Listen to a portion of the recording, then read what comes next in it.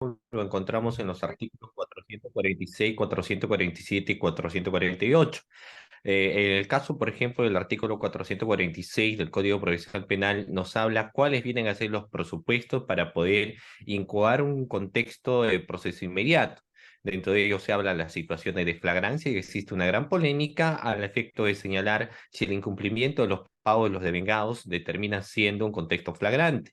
Luego tenemos los aspectos de la confesión. Muchos pocos casos se da en un contexto de pensión de alimentos, lo contexto de la confesión. Y por último, los elementos de convicción suficiente, ¿ya? Entonces, vamos a empezar, sin embargo, analizando la génesis también de lo que se entiende por este marco delictoso, porque todo inicia en el ámbito civil. En el ámbito civil sabemos que existe, hablando jurídicamente, una posición de garante de los padres hacia los hijos. Esa posición de garante que los padres tienen hacia los hijos está Bienvenidos. relacionado al deber de cuidado que deben tener, ¿no? Y dentro de ello está evidentemente tener que proveer de lo que vienen a ser alimentos. Los padres, sin que exista necesariamente una resolución judicial primigenia, tienen la obligación de prever al alimentista de alimentos. Es más, incluso el eje marco de protección no solamente se da desde que el menor nazca, sino desde que la mujer, por ejemplo, está en estado de embarazo. Y el contexto de las situaciones de necesidades médicas, entre otros, está relacionado precisamente desde la etapa de gestación, el parto y posteriormente a lo que va a venir a ser la vida del menor de edad. Ahora, vamos a ver aquí. Existe obviamente un concepto inicial sobre lo que viene a ser alimentos y dentro del contexto de alimentos nosotros vamos a ver lo siguiente. Mire, para un tema de alimentos, doctores, primero tenemos que marcarnos en el artículo 472 del Código Civil respecto al marco de conceptualización de lo que vendrá a ser alimentos. A diferencia de lo que en ocasiones se entiende por alimentos, lo que viene a ser desayuno, almuerzo, cena, evidentemente los marcos de conceptualización de conformidad al artículo 472 terminan siendo amplios, porque alimentos no solamente significa el desayuno, el almuerzo, la cena, sino que alimentos tiene un auge de un concepto mucho mayor, ¿cierto? Por ejemplo, de conformidad al artículo 472 del Código Civil, nosotros vamos a señalar que alimentos es lo indispensable ¿para qué? Para el sustento, ¿de acuerdo? Para la habitación, para el vestido, para la educación, instrucción y capacitación para el trabajo. Incluso dentro de ello también vamos a encontrar asistencia médica y psicológica, recreación, ¿no? Según la situación y posibilidad de la familia. También todo lo concerniente a los gastos del embarazo de la madre desde la concepción hasta la etapa del postparto. Todo eso significa el concepto, doctores, de alimentos, ¿cierto? Y creo que eso queda más que definido, más que entendido, ¿no? Todo ello significa el contexto de lo que van a venir a ser alimentos. Entonces, existe una obligación legal por parte de los padres porque precisamente tienen el deber de garante de proveer al alimentista de lo que viene a ser alimentos, en base siempre a las necesidades que va a tener el alimentista y a las posibilidades que también tiene el obligado, ¿no? Ahora, de inicio, sabemos que quienes están obligados a prestar alimentos son tanto el padre y la madre. Esto no es autónomo solamente para el caso del padre de tener que prestar alimentos, sino que la madre se encuentra en ese mismo marco de obligación de proveer alimentos también, en este caso, al alimentista. La regla iría muy bien si que realmente se cumpliera lo que dice la norma, ¿no? Y en ese sentido se podía proveer pues de alimentos como correspondería. Sin embargo, en ocasiones existe el desentendimiento por parte del progenitor de no querer pasar alimento. Ante esa situación, doctores, se tiene dos vías, lo vamos a ver aquí, miren. La primera vía que uno va a encontrar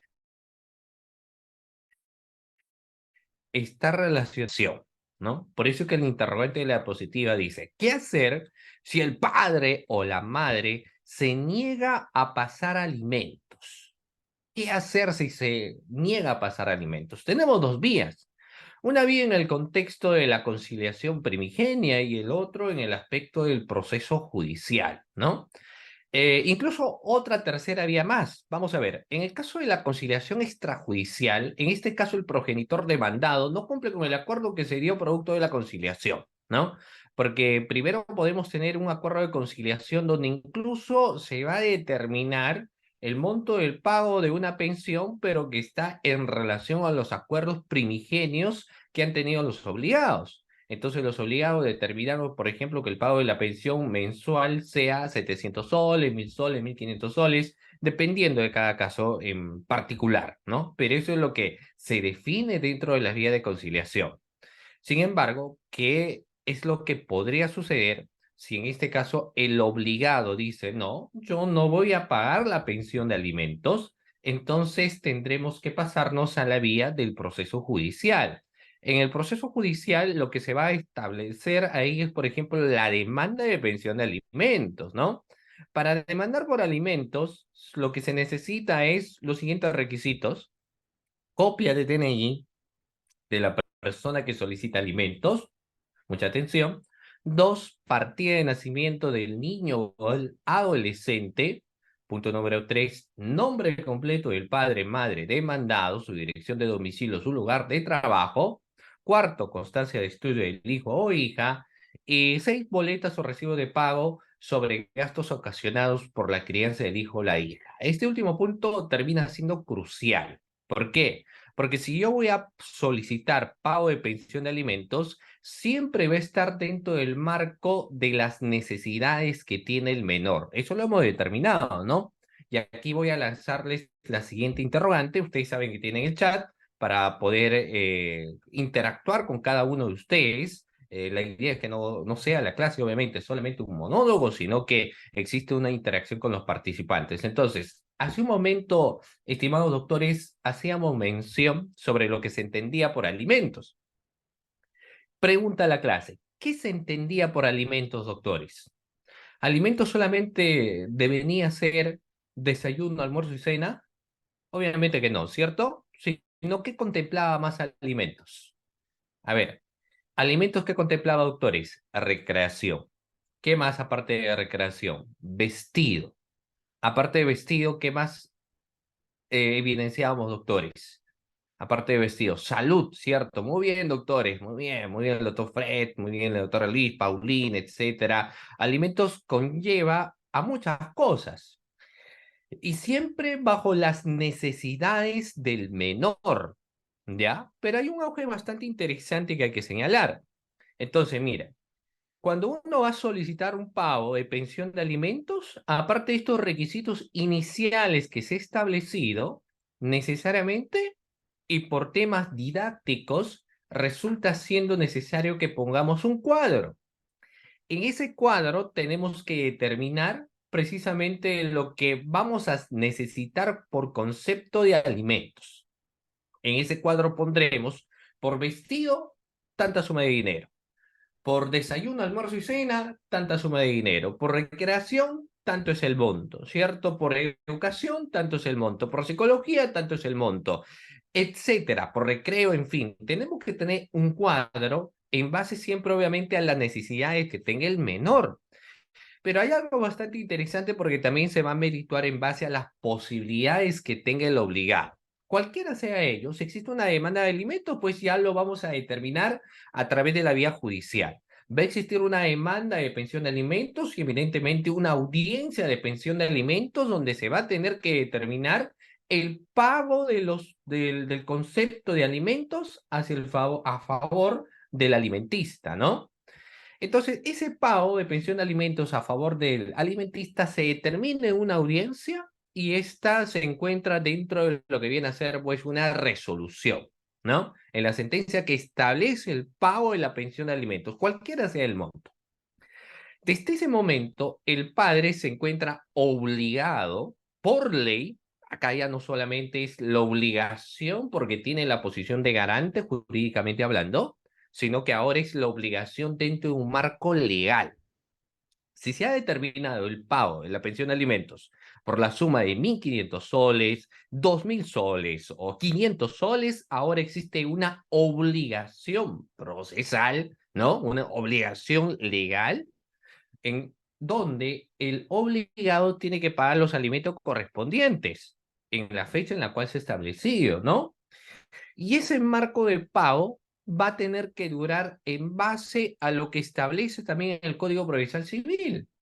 El Código Procesal Civil nos da dos circunstancias en las cuales un padre, sea la madre o el padre, lo estoy diciendo de forma genérica, se encuentra obligado a prestar alimentos. Y aquí ingresa la otra pregunta, ¿no? Que entiendo que ustedes lo han visto también. ¿Hasta qué edad el padre se encuentra obligado a tener que prestar alimentos? ¿Hasta qué edad, doctores? Tenemos dos contextos, ¿cierto? Un primer contexto, no son los 28, ojo, porque el tema de 28 es una excepcionalidad. ¿Eh? Tenemos por regla legal una primera obligación en donde los padres se encuentran obligados a prestar alimentos, que es hasta los 18 años, ¿cierto? Es hasta los 18 años por ley, a excepto de que en ese transcurso, pues, uno de ellos decida casarse, entonces ya esa obligación ya se extingue. O sea, en un primer momento la obligación que tienen los padres de tener que prestar alimentos es hasta la edad de los 18 años. Pero, ¿qué sucede si es que el alimentista dice, no, yo ahora tengo que seguir estudios universitarios, ¿no?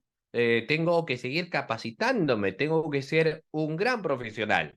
Entonces la obligación se extiende. ¿Hasta qué edad se extiende, doctores? ¿Cuál es el monto de edad en la cual se extiende, en este caso, ya la obligación de los padres? Ya no será solamente hasta 18, ¿cierto? Sino, ¿hasta qué edad será ahora? Ya no es hasta 18, hemos dicho, sino será hasta, ¿cuántos años? Perfecto, muy bien. Es hasta los 28 años. Ya la obligación de tener que prestar alimentos es hasta 28. Pero hay que ver, mira, hay que, las cosas como son. No es lo mismo que uno está obligado a prestar alimentos cuando tu hijo obviamente tiene entre los primeros 6, 7, 8 años, que cuando tu hijo tenga pues 10, 11, 12. Las situaciones suelen cambiar. Y también el obligado, por ejemplo, el padre o la madre, pues va teniendo más edad, entonces evidentemente existen más necesidades de autoprotección, ¿no? Entonces, ¿qué es lo que sucede? ¿Qué es lo que tendría que pasar? A propósito del delito que vamos a hablar. A veces el padre dice, bueno, yo estoy pagando por pensión de alimentos mensualmente 1.500 soles o 2.000 soles, pero ya pues ya tengo mis añitos, ¿no? Ya tengo 50 años, por ejemplo, y ya no soy el mismo joven de antes, ¿no? Ahora ya tengo algunos achaques, tengo algunas dolencias y ya no puedo pagar esa cantidad. ¿Qué es lo que tendría que hacer técnicamente el padre o el abogado que asesora a ese padre? ¿Qué le debería decir? ¿No pagues o tendríamos que recurrir a una institución? Claro, hay una institución, porque si él ya no puede pagar esa suma de pensión de alimentos, él tendría que solicitar ¿qué tendría que solicitar, doctores? Una reducción de alimentos, por supuesto que sí, ¿no? Y si tiene otros familiares, entonces otros hijos tendría que solicitar lo que se llama el prorrateo. Tenemos dos vías. Solicitar la reducción del pago de la pensión de alimentos, primera alternativa, o la segunda, obviamente, el prorrateo. Tenemos esas dos alternativas, ¿no? Entonces, existen recursos que el Código Procesal Penal establece respecto con los contextos de pensión de alimentos, ¿ah? O sea, el Código Procesal Penal te dice, muy bien, no es que ese monto de alimentos se queda perennemente, sino que esto va a tener variabilidad a medida que vaya creciendo el menor y en base también a las necesidades que tenga el menor y en base a las posibilidades que tiene el alimentista. Entonces, si el alimentista, ¿no? Tiene mayores necesidades, incluso se puede pedir un aumento de la pensión de alimentos. Pero cuando ya el obligado no tiene los mismos recursos económicos y si por algún contexto, por ejemplo, se encuentra mal, ahí va a existir un problema, ¿no? Porque el problema que nosotros podríamos tener es que obviamente cuando no se paga el contexto de lo que viene a ser el tema de pensión de alimentos, esto podría devenir en un delito. Pero lo que vamos a ver entonces que la primera alternativa es una reducción del pago de la pensión de alimentos o el prorrateo. O sea, procesalmente hablando, existen vías.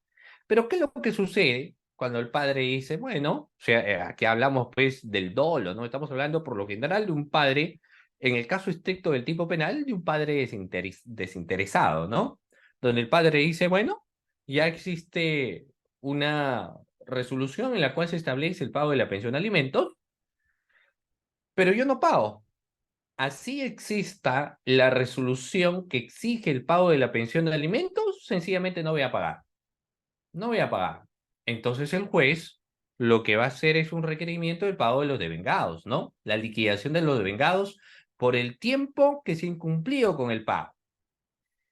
Y si el padre dice, bueno, no importa que me requiera, igual yo no voy a pagar, ¿se estará cometiendo algún delito?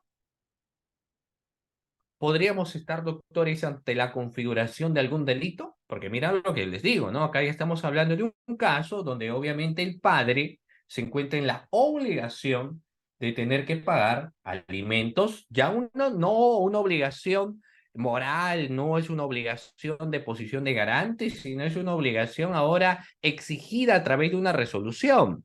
Entonces, si incumples, el juzgado hace un requerimiento previo para que en ese requerimiento uno se ponga pues a derecho, ¿correcto? Pero cuando el padre dice, porque vamos a ver luego los elementos del tipo penal, el padre obra en dolo. Al obrar en dolo, el padre sencillamente dice, yo no voy a pagar nada, por si acaso, conmigo no es la situación. Entonces estaríamos ante el marco de configuración de un delito que es un tipo penal de peligro, dicho sea de paso, y se encuentra regulado en el artículo 147 del Código Penal. Entonces estaremos hablando del delito de omisión a la asistencia familiar. Ya este deja de ser un contexto de sola importancia al ámbito civil para tener una repercusión ahora dentro de lo que va a venir a ser el ámbito penal. O sea, la repercusión ya es penal. Entonces, por eso nuestro análisis vendrá a ser estrictamente penal a continuación. Vamos en ese sentido a proyectarle las siguientes diapositivas que están enmarcados netamente en el contexto de la configuración del delito. Y vamos a ver aquí entonces, doctores, que el delito que vamos a advertir es precisamente el de omisión a la asistencia familiar. La base legal de este delito se encuentra regulado en el artículo 149 del Código Penal, ¿ya? Es un tipo penal que en realidad es considerado como un tipo, inicialmente, por lo menos en su primer párrafo del artículo 149, es un tipo penal de peligro. O sea, no se espera un resultado, sino el hecho de haber omitido el requerimiento de los devengados o de la resolución judicial, como se llama el mismo articulado 149 del Código Penal, ya nos da pase a la configuración del delito. O sea, ya se va configurando el delito. Pero el 149 del Código Penal, aparte de eso, tiene cerca de dos circunstancias que son agravantes, ¿no? Una de ellas que está relacionado a cuestiones de simulación y también cuando se abandona o se renuncia maliciosamente al trabajo. Y en el tercer contexto, el 149, nos habla ya del resultado que necesariamente se tiene que dar para que obviamente la pena sea mucho mayor, ¿no? Pero vamos a empezar con el primer párrafo. Para empezar, el delito de omisión a la asistencia familiar, a diferencia de otros marcos delictuosos que se encuentran dentro del ordenamiento jurídico, es el que tiene una menor pena, ¿no? La pena no es altísima en el caso de la omisión a la asistencia familiar, y esto por una serie de contextos, dentro de ellos los marcos también de obligación y apego entre los núcleos de la familia. Empezamos con la primera definición del primer párrafo. Miren, fíjense lo que nos dice. Y hay cuestiones problemáticas que, dicho de paso, hay que señalar. El 149 del Código Penal me dice, el que omite cumplir su obligación de prestar los alimentos que establece una resolución judicial. Ahí, doctores, encontramos un primer problema. ¿Cuál es el problema? Porque mucho se cree de que el delito de omisión a la asistencia familiar se configura cuando el obligado deja de cumplir la sentencia primigenia. deja de cumplir con la primera resolución primigenia.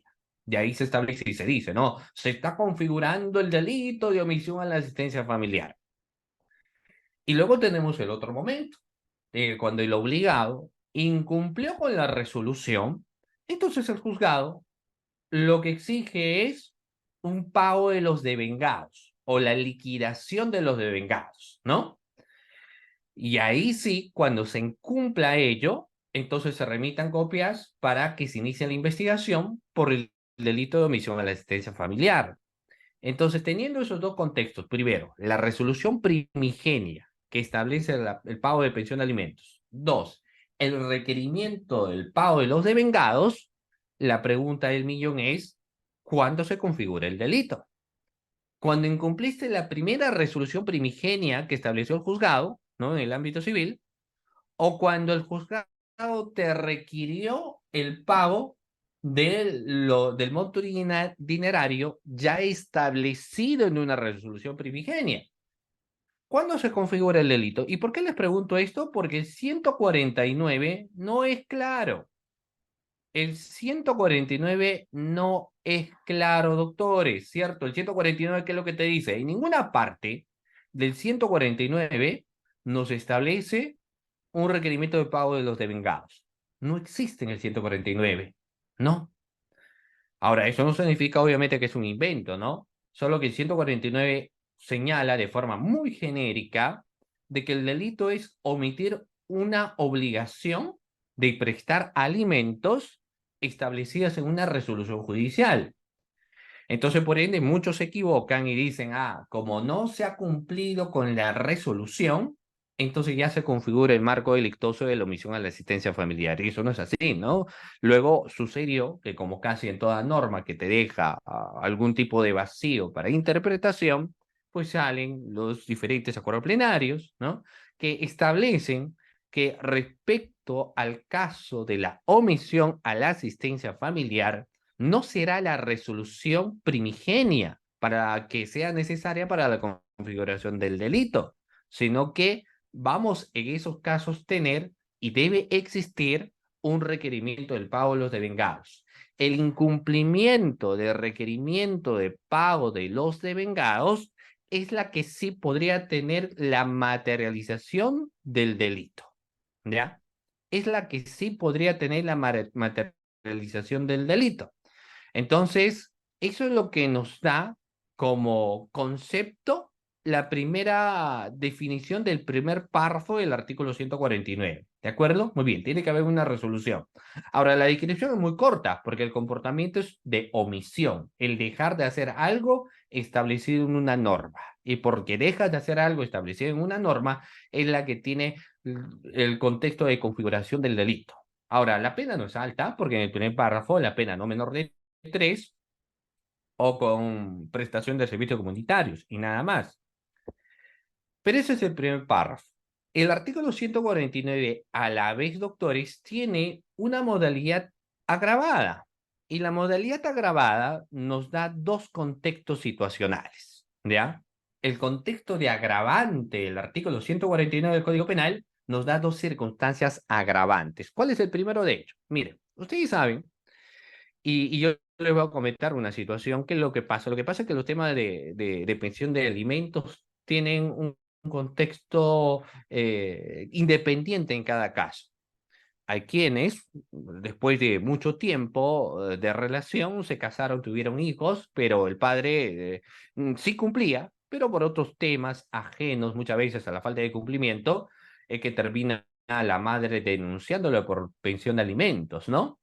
Y ahí sucede pues una serie de circunstancias. Por ejemplo, mire, había un casito donde un joven de 21 años, fue papá, la madre de su hijo tenía cerca de 30 años, ¿no?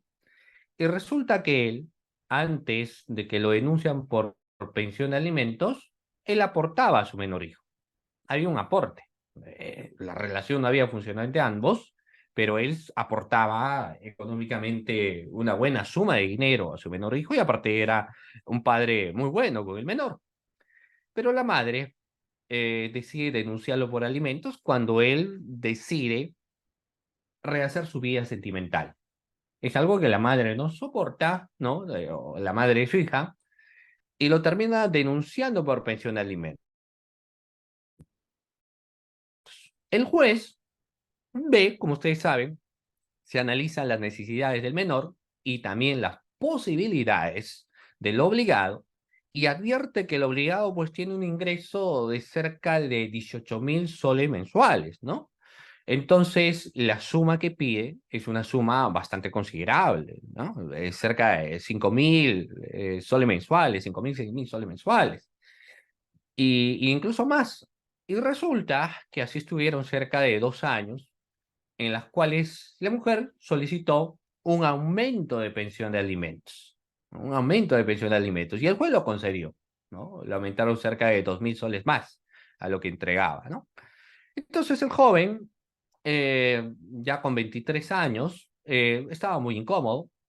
Él decía, me están solicitando mucho dinero, yo estoy cumpliendo, pero ya lo que me piden es en exceso, y todo lo que pide la madre, el juez lo está declarando fundado, ¿no? Y no hay forma. Y todo ello porque yo tengo un ingreso de esa cantidad. ¿Y qué es lo que hace él? Decide no pagar los alimentos, por lo menos en un promedio de 3 meses. Hay un requerimiento del pago de los devengados, ¿no? Al mes sexto, y él en ese momento, para ya no seguir pagando alimentos, decide renunciar a su trabajo. Dice, no, todo aquí es por tema de mi trabajo. Como saben que yo ocupo un cargo de gerencia, un cargo muy importante, en la que me están pidiendo una fuerte cantidad de suma de dinero. Voy a renunciar. Y de esta manera ya no me van a pedir. O si me piden, obviamente la suma de dinero que voy a dar va a ser menor porque no tengo trabajo, ¿no? Y ahí ingresa pues la gran interrogante. ¿Qué sucederá ¿Qué sucederá con este joven que renunció a su trabajo de manera maliciosa, llamémoslo de esta manera, o renunció, mejor dicho, a su trabajo para ya no aportar alimentos? ¿Qué es lo que sucede? ¿Qué pasará? ¿Realmente ya dejará de pagar la pensión de alimentos? ¿O termina siendo esto, doctores, una circunstancia que nosotros podríamos definirlo como una circunstancia agravante? ¿Qué podría suceder si renunció a su trabajo? ¿Ya no aporta los contextos de alimento o termina siendo una circunstancia de agravante? ¿Qué opina? Porque quizás algunos digan, ¿no? Lo que pasa es que como está siempre supeditado a las posibilidades del obligado, ahora el obligado, como no puede pagar esa pensión de alimentos, entonces ya no se le puede exigir porque sencillamente no tiene una fuente de ingreso. No sé, es imposible exigirle porque obviamente no va teniendo una fuente de ingreso, ¿no? Y por eso ya no se le puede exigir. Pero vamos a ver que eso termina siendo un problema para quien piensa de esa forma. ¿Y esto por qué? Porque el artículo 149 establece claramente, doctores, que si el agente ha simulado otra obligación de alimentos en conveniencia con otra persona, ya ese es un contexto, ahí me paso al siguiente. O cuando este, por ejemplo, renuncia o abandona maliciosamente su trabajo, entonces termina siendo más bien un agravante. Por eso es que uno tendría que pensar, ¿no? Las formas, entonces, que cuando alguien te solicita pensión de alimentos, es solicitar muchas veces la reducción de la pensión de alimentos. O sea, la otra parte te plantea el aumento y a la par no plantea pues la reducción, porque faltaba más, estoy aportando cerca de 5.000 soles, ahora me está pidiendo una suma mayor, porque obviamente yo tengo un ingreso mayor, ya ocupo otro cargo, antes yo ganaba, y que a veces las reglas en el día a día son de la siguiente manera, ¿no? ¿Qué es lo que pasa? El obligado en un inicio ganaba 5.000 soles, entonces pagaba una determinada suma de dinero, que en realidad era suficiente para las necesidades del menor. Pero como ahora el obligado ha ocupado un cargo más importante, ya no le pagan 5.000, sino ahora le están pagando 15.000. Entonces, la conducta de la otra parte dice, como le han aumentado de cargo, entonces yo puedo solicitar hasta el 60%. Como él tiene mayores ingresos, entonces yo voy a pedir más. ¿cierto? ¿Eso sucede o no sucede en la práctica, doctores? Que cuando uno, por ejemplo, estaba ganando y era suficiente con el aporte y ahora tiene más ingreso, se solicita más aumento de pensión de alimentos, ¿cierto? Pero eso viene a ser un contexto que el espíritu de la norma te establece, no necesariamente. ¿Por qué? Porque la norma te establece que todo está en base a las necesidades del menor y a las posibilidades del obligado. Entonces, ¿cuándo una circunstancia como tal podría tener un efecto? Cuando, por ejemplo, inicialmente el obligado pues es alguien que tiene como ingreso 2.000 soles mensuales, ¿no? Y como se va a pedir hasta el 60%, tienen el sueldo mínimo de ingreso o incluso menos, etcétera, entonces no puede pagar, pues. Entonces el juez no le va a exigir un poco más porque no tiene los ingresos suficientes y lo que va a decir, bueno, entonces se determina que el pago de la pensión de alimentos sean 600 soles, por ejemplo. Entonces, obviamente, la suma de 600 soles terminará siendo insuficiente, ¿no? 600 soles son insuficientes. Entonces, si la persona ahora tiene mayores ingresos, entonces resulta siendo razonable, obviamente, el pago del aumento de la pensión de alimentos, ¿no? Porque como tiene mayores ingresos, ahora sí estas pueden, digamos, estar relacionado al contexto de la calidad, ¿no? La calidad de alimentos que se le pueda dar al menor, ¿correcto? Muy bien. Ahora, sin embargo, si con la cantidad de suma de dinero, dependiendo del caso, era suficiente,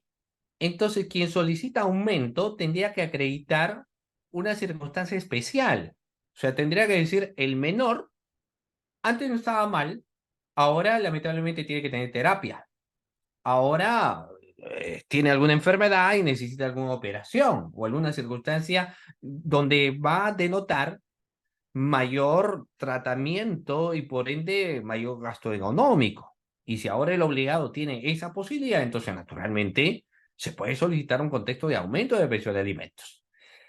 Ese es el espíritu respecto a la norma, pero ¿qué es lo que sucede? Hoy en día, en algunos casos se ve más en el tema de calidad, ¿no? Porque uno dice, no, lo que pasa es que los 500 soles para el estilo de vida que yo tengo es insuficiente, ¿no? O los 6.000 soles que pide por tema de pensión de alimento para el estilo de vida que nosotros poseemos es distinto. Entonces, ¿qué es lo que a veces se advierte? Que los temas de aumento y pensión se están relacionados muchas veces al estilo, ¿no? Y no necesariamente al contexto de suficiencia, satisfacción de alimentos hacia el menor, por ejemplo, ¿ya? Muy bien. Pero bueno, el punto es que, producto de varios factores, el obligado muchas veces renuncia a su trabajo. Y la renuncia al trabajo es considerado un contexto doloso. O sea, si alguien renuncia a su trabajo, es dolo, ¿no? Y como existe dolo de por medio, entonces termina siendo un agravante. ¿Y por qué? Porque en vez de renunciar a su trabajo, tendría que haber solicitado una reducción de la pensión de alimentos por los criterios que estoy señalando, siempre en posibilidades y realmente necesidades sustentadas del alimentista. ¿Correcto? Muy bien.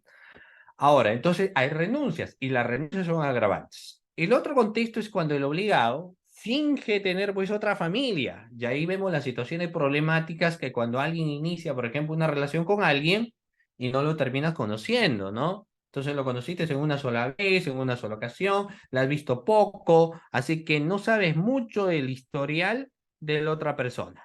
¿De acuerdo? No sabes mucho del historial de la otra persona, ¿no? Muy bien. Eh, y eso es algo que, como les digo, hay que tener a bien también de señalar, ¿no? Porque claro, si tú tienes simulaciones de tener otra familia, entonces es un agravante. Yo me recuerdo un caso, y les comento brevemente, es una señorita pues que había denunciado por alimentos, ¿no? Y el obligado era una persona que la había conocido en una fiesta. Y en la fiesta se encontraron y bueno, quedó embarazada ella. Como no lo conocía mucho, lo que hizo luego es lo siguiente, ¿no? Le dijo, ¿sabes qué? No te voy a poder pagar la pensión de alimentos porque yo tengo otra familia. y le mostró una foto de su prima, solamente que ella no sabía que era su prima, y y de su sobrino. Y lo que le dijo es, esta es mi familia, ¿no? Ella es mi esposa y él es mi hijo. Entonces, por ejemplo, ¿qué deviene hacer ello en base al segundo párrafo del artículo 149 del Código Penal? Esa es una simulación. Está simulando tener otra obligación. Cuando existe una simulación de tener otra obligación, doctores, pregunta, ¿vendrá a ser un agravante delictuosa? Si uno simula tener otra obligación de prestar alimentos, ¿terminará siendo un agravante? Por supuesto que sí, ¿cierto, doctores? Por supuesto que sí. Devendrá en ser una circunstancia agravante cuando alguien señala tener, pues, doctores, otra obligación de tener que prestar alimentos. Eso deviene ser en un contexto agravante, claro que sí, es una circunstancia agravante. ¿Y dónde lo encontramos? Precisamente en lo que acabo de señalar, ¿cierto? El segundo párrafo del artículo 149. Entonces, tenemos dos circunstancias que si se evidencian, la pena ligeramente sube, porque tampoco la pena es alta. La pena será en este caso no menor de 1 ni mayor de 4 años. ¿De acuerdo? Y tenemos un tercer contexto donde podría darse el marco de configuración del delito también de omisión a la asistencia familiar. En este tercer supuesto o contexto, doctores, acá sí tiene que existir un resultado de por medio. ¿Ya? Y el resultado directamente relacionado al alimentista, porque ¿qué es lo que sucede? Si el obligado, por ejemplo, no aporta alimentos, existiendo ya una resolución judicial donde establece el pago de pensión de alimentos, pero no lo hace, ¿no? Y a consecuencia de no realizarlo, se ocasiona lesión grave o muerte en el alimentista, ¿no? Que estas pudieron haber sido previstas, pero lamentablemente no se hicieron absolutamente nada. Entonces, si eso se evidencia, obviamente es una situación agravante. Lamentablemente hay muchos menores, ¿no? Que nacen pues con algún tipo de enfermedad en la cual va a ser necesario recurrir a una serie de tratamientos, va a ser necesario tener que recurrir a alimentos, ¿no? Determinados, balanceados, nutricionistas, medicamentos de por medio, y eso cuesta dinero. Pero el obligado, obviamente, a sabiendas que necesita el menor dinero, sencillamente no quiere aportar absolutamente nada. Si no quiere aportar absolutamente nada, ahí deviene ser doctores en un contexto de un agravante como tal, ¿no? Y la agravante es la que podrá tener una pena mayor, no menor de 2 ni mayor de 4 años. Y incluso si se ocasiona la muerte del alimentista, será no menor de 3 ni mayor de 6 años. ¿De acuerdo, doctores? Muy bien. Entonces, eso es lo que nos habla el contexto primero del delito técnicamente de omisión a la asistencia familiar. A eso es lo que hace referencia, doctores, el delito de omisión a la asistencia familiar. ¿Ya? Muy bien. ¿Todo claro respecto al delito? ¿Sí? ¿O tienen alguna pregunta en estos momentos? ¿Todo bien? ¿Sí? ¿Todo ok? Ya. Estamos hablando del contexto delictuoso, ¿no? Ahora, si tienen alguna pregunta, lo pueden hacer en estos momentos. Recuerden que ustedes pueden tener la opción de levantar la mano también y gustosamente podríamos pues, responder por ahí alguna inquietud que ustedes tengan, ¿no? Muy bien. A ver, Doctor, tengo el... disculpe que le corte. Tenemos Sí, el doctor Moisés, su mano levantada. Le voy a activar el micrófono. a ver, tenemos al otro Moisés y de la Cruz también tenemos. Adelante.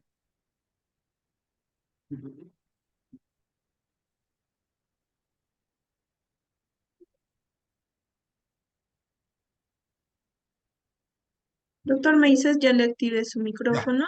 recién, ¿cómo está? Doctor, buenas noches. Una consulta referente al delito de omisión a la asistencia familiar. Ujú. Y nos referimos en este cuadro de delitos, el tercer párrafo, el tema de que direcciona, ¿no? De que si un obligado maliciosamente renuncia al trabajo. Entonces, Ah, este delito, que es de 1 a 4 años, suma o se convertiría en concurso ideal de delito.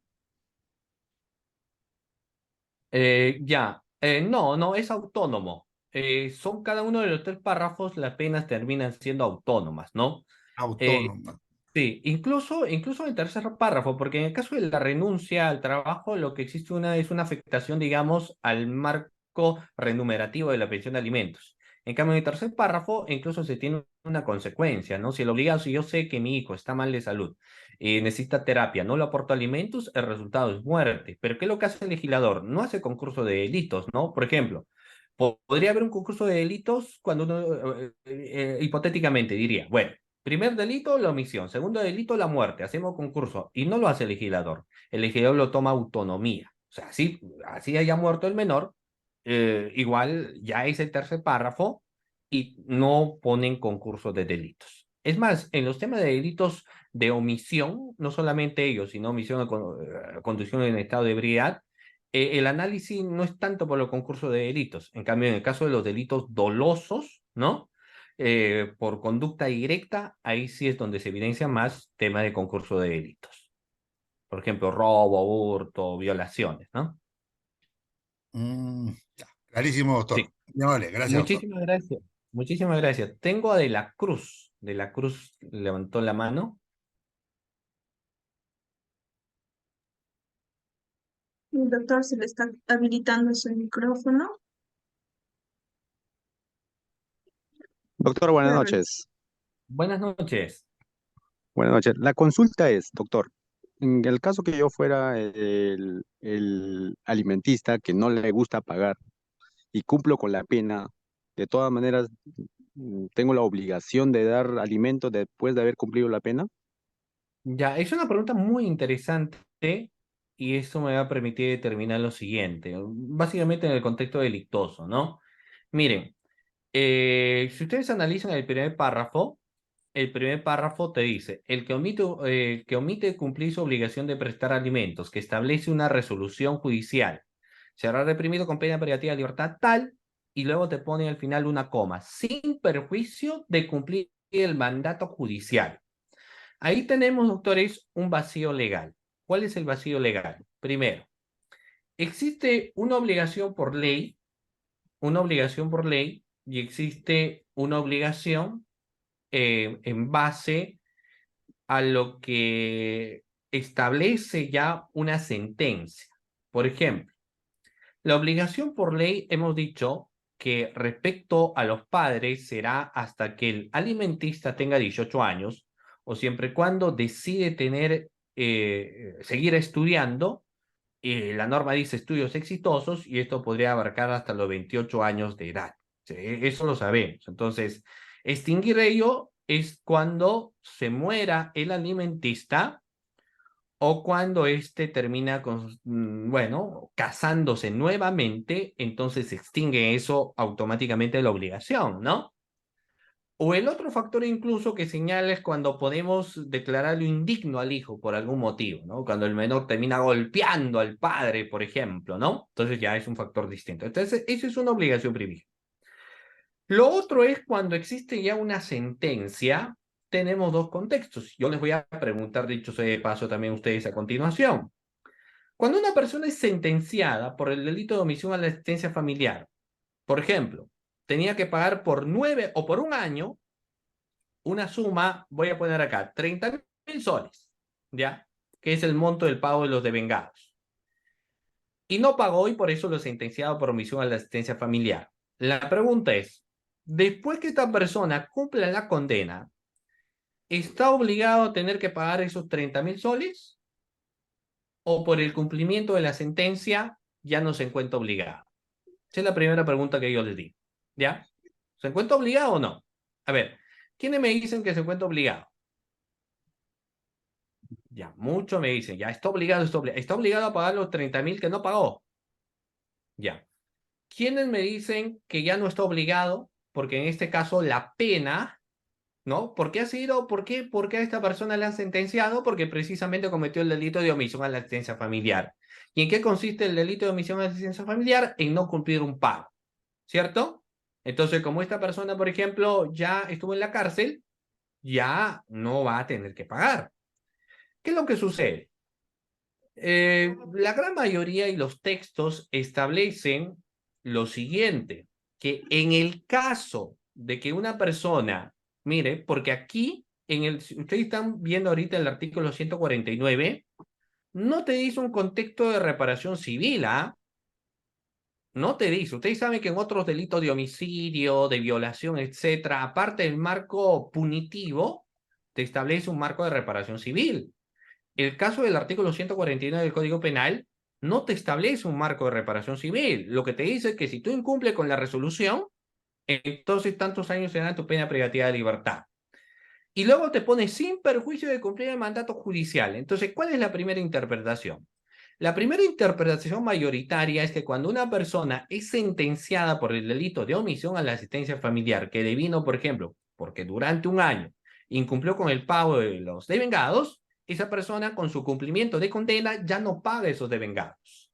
Se extingue esos pagos de los devengados por cumplimiento de pena. Pero eso no significa de que ya no va a pagar. Pero no es que no va a pagar esos pagos de los devengados, sino de los otros tiempos, ¿no? Por ejemplo, si en el año 2021 dejó de pagar y lo sentenciaron en el año 2022, entonces como por su sentencia, él ya no va a pagar los devengados del año 2021, pero él sí se encuentra obligado a tener que cumplir con lo que viene a ser, doctores, la resolución del mandato judicial primigenio hasta que su hijo tenga 18 años, hasta que su hijo, por ejemplo, termine teniendo la edad de 28 años, siempre y cuando tiene estudios exitosos, ¿no? Solo que el legislador, al momento de redactar, tendría que haber sido un poco mucho más claro, ¿no? Sin perjuicio de cumplir el mandato judicial primigenio. Y era diferente. Como te deja abierto la posibilidad y te dice sin perjuicio de cumplir el mandato judicial, uno muchas veces lo interpreta de varias formas, ¿no? Entonces, incluso algunos te dicen, debería haber sido sin perjuicio de cumplir el requerimiento de los devengados. Y eso no te establece. Por eso es que se tiene esta posición. Yo les voy a señalar lo que penalmente se establece. Cuando nosotros cometemos un ilícito, la pena es el castigo por el ilícito. Si yo maté, son tantos años de pena privativa de libertad. El perjuicio de reparación lo establece el mismo tipo penal, ¿no? En el caso de la omisión a la asistencia familiar, lo que como es un delito de omisión de dinero, entonces cuando uno incumple con la suma del dinero y es sentenciado, con la sentencia se extingue el monto de obligación, ¿no? Se extingue el monto de obligación, pero no se extingue tu obligación como padre hasta que el hijo tenga 18 o tenga 28 años de edad, ¿no? Dependiendo de cada contexto. A eso es lo que nos hace, doctores, la referencia del marco delictuoso, ¿ya? Muy bien. Y eso es lo que la gran mayoría de jueces optan muchas veces, ¿no? Optan muchas veces, ¿sí? Muy bien. Vamos a ver, claro, porque una cosa es tu obligación como padre. La única forma que mi obligación como padre extinga es cuando se case mi hijo, cuando se muera o cuando lo declaro indigno, porque quizás no le pagaba alimentos, vino y me golpeó, no me masacró, etcétera. Entonces ya hay un contexto. Pero si yo no pago, entonces la pena es por el tiempo que yo no pagué, ¿cierto? A eso no se establece y a eso hay que tener en cuenta. Sigamos, doctores, no se preocupen, vamos a seguir con la ronda de preguntas luego. Entonces, eso nos habla. Ahora, yo les voy a establecer aquí que hay algo bastante interesante en base al marco del delito respecto a la omisión a la asistencia familiar también, estimados doctores. Le reitero, existe un marco delictuoso respecto a lo que va a venir a ser el delito que les estoy comentando. Mire, para empezar, es un tipo penal que se va a dar siempre bajo la modalidad dolosa. La omisión a la asistencia familiar no es un tipo penal por culpa, es un tipo penal doloso. Sin embargo, existen, por ejemplo, doctores, una serie de circunstancias que necesariamente hay que señalar. Para ello, yo les invito a leer ¿no? O si lo han leído, a reforzar la casación 2267-2019 de Huancavelica, que nos habla, claro está, sobre el delito de omisión a la asistencia familiar. Reitero, casación 2267-2019 de Huancavelica, de donde nos habla del marco de configuración de la omisión a la asistencia familiar. Ahora, esto tiene mucha repercusión si es que yo me voy o no me voy a un principio de oportunidad, ¿no? Si es que yo me voy o no a una terminación anticipada, a un proceso inmediato. Habrá que ver. ¿Por qué? Esta casación nos habla de dos contextos: la expectativa de la acción y la capacidad individual de la acción. En el caso de la expectativa de la acción, nos fomentamos en un bagaje retrospectivo, es decir, se evalúa la conducta del obligado. Existen padres que se han preocupado desde el nacimiento de su hijo, han pagado los costos del hospital, han pagado lo concerniente a la alimentación cuando el menor estaba. O sea, el comportamiento de los padres era muy bueno, pero por varias circunstancias terminan siendo demandados por alimentos. Como le decía, cuando el padre decide tener otra vida sentimental, o cuando la madre mismo decide tener pues su propia vida sentimental, entonces dice, no, acá las cosas se van a hacer judicialmente. Hay un pago de pensión de alimentos y te voy a demandar, ¿no? Pero vamos viendo ahí la expectativa que tuvo el obligado inicialmente de tener que cumplir su rol como padre y obviamente pagar el tema de pensión de alimentos. Eso te habla de la expectativa de la acción. Lo inverso de ello es cuando el padre se hace el desentendido, por alguna razón, a pesar que hay evidencias, niega a ser el padre, ¿no? Y existe una conducta reticente continua, incluso de amenazas, no te voy a pagar, etcétera. Entonces vamos viendo también la expectativa de la acción. Acá hay la expectativa diferente. Desde el inicio el padre no quería reconocer que es papá, no quería cumplir con el tema de alimentos y no tenía pues una conducta tendiente más bien a eh, establecer lazos con la madre de su hijo en beneficio de su menor. Eso se analiza en la expectativa de la acción. Y en el punto número 2 se habla de la capacidad individual de la acción.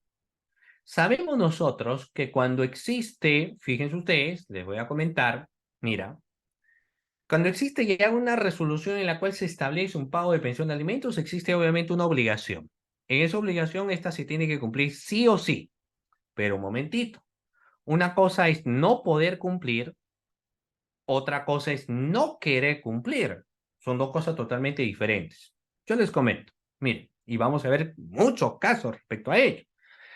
Existe, imagínense que nosotros hemos sido demandados por pensión de alimentos. Ya, perfecto. Termina la clase, justo estamos yendo pues a depositar, ¿no? A las 9 termina mi clase, luego ustedes saben que siguen ustedes hasta las 11 de la noche, pero estoy yendo pues a depositar la suma de alimento que me han requerido.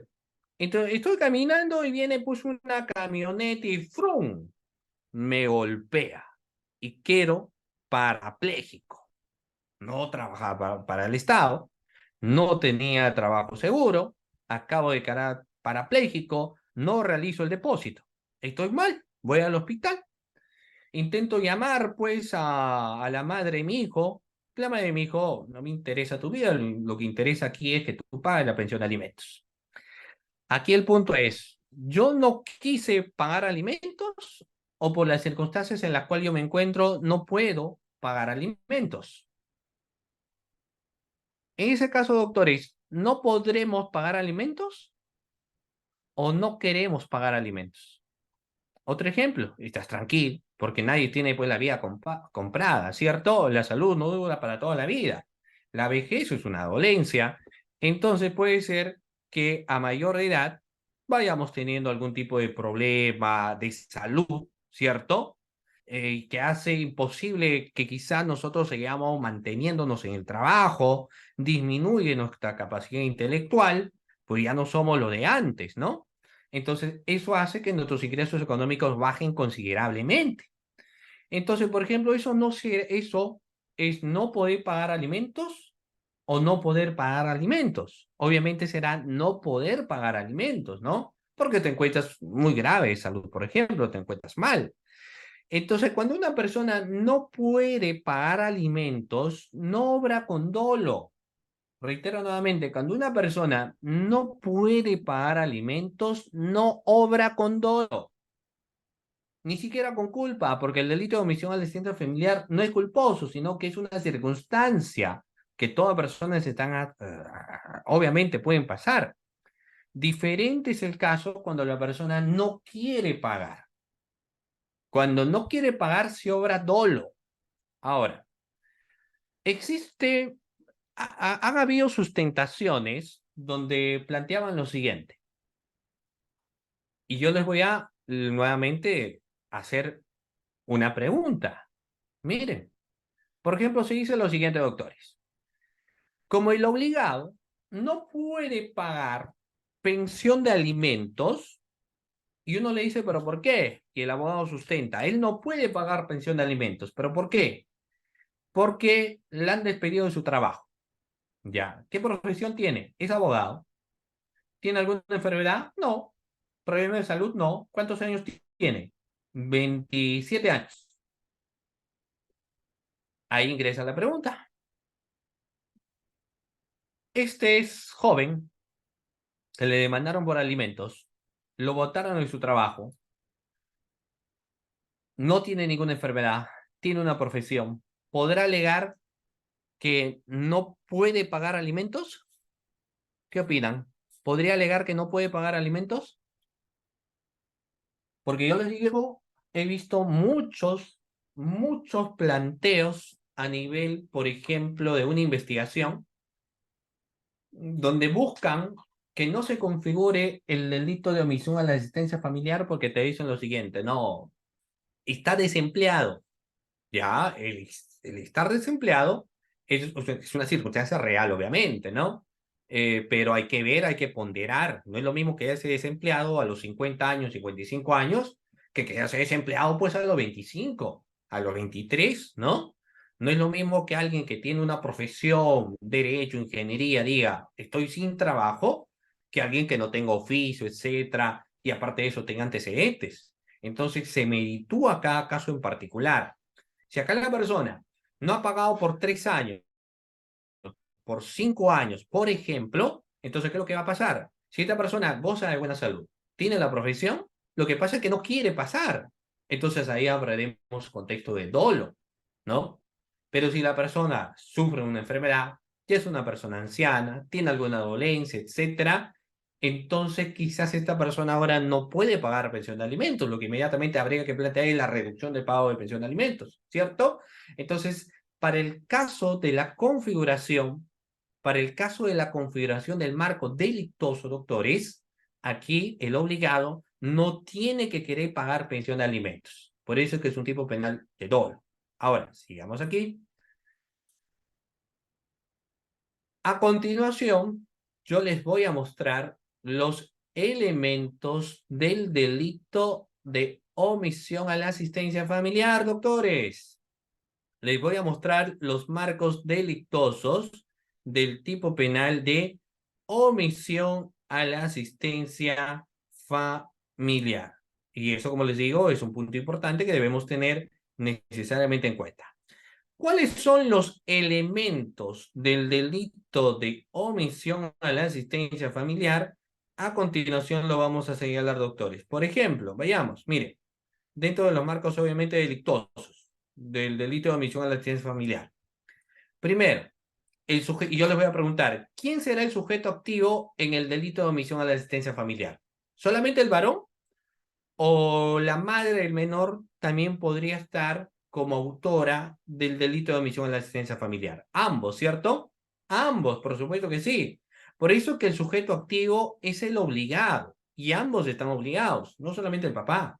La mamá también está obligada. Ambos son sujetos activos.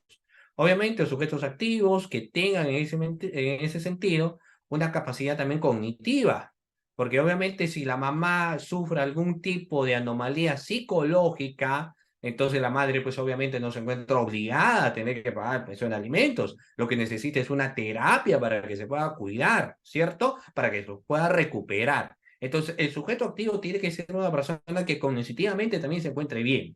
Y puede ser tanto el padre y la madre. Siguiente elemento del delito de omisión a la asistencia familiar. Nos dice el sujeto pasivo, pregunta, ¿quién vendrá a ser el sujeto pasivo del delito de omisión a la asistencia familiar, doctores? ¿Quién será el sujeto pasivo del delito de omisión a la asistencia familiar? Y piénsenlo bien, ¿ah? Alternativa A, el alimentista. Alternativa B, el menor. ¿Quién es el obligado? ¿El alimentista o el menor? El alimentista, porque ese término menor, que no es que sea un término erróneo, pero es un término que obviamente va a tener mutación en el tiempo. Yo no voy a, sabemos que la obligación para poder prestar alimentos, como lo hemos señalado anteriormente, dota hasta que tenga 18 años, hasta que esta persona podría llegar a tener 28 años, siempre y cuando tenga estudios exitosos. Entonces yo no le puedo decir, pues, a alguien que tenga 18 años o 25 años menor, ¿cierto? Es una persona grande.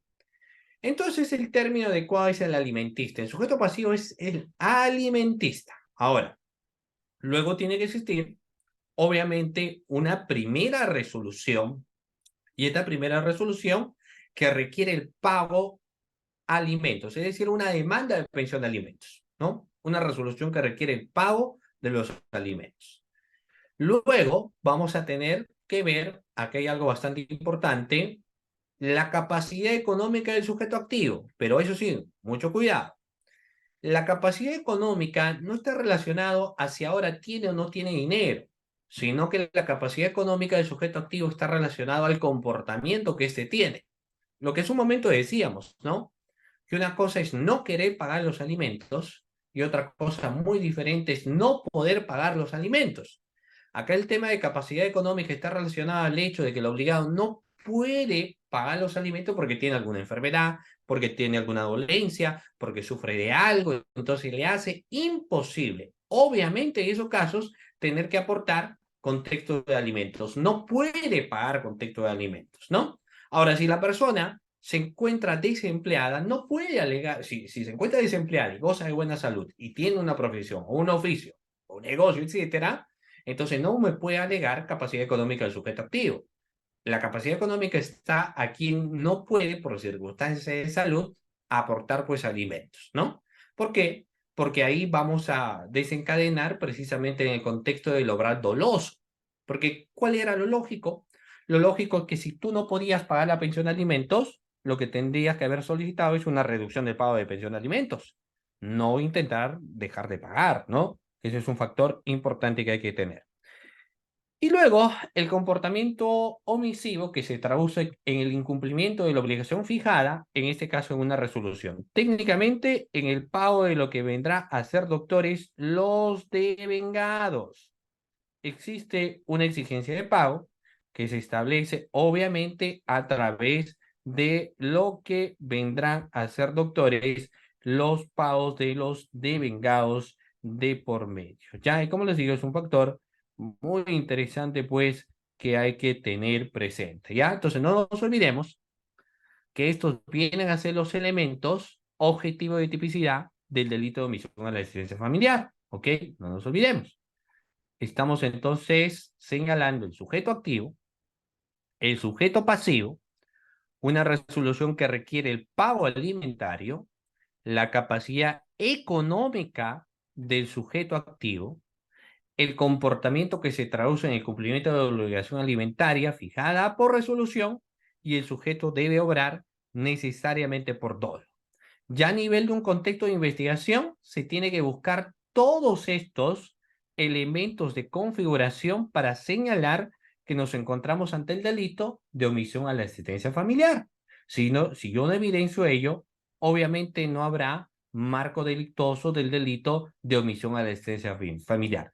Finalmente, el contexto de análisis ingresa también en tener que ver si existe, doctores, o no existe lo que en este caso se evidencia como dolo, ¿ya? O sea, hay que tener en cuenta también, resultará siendo súbitamente muy importante tener que evidenciar si existe o no existe dolo de por medio, estimados doctores. ¿Ok? Muy bien.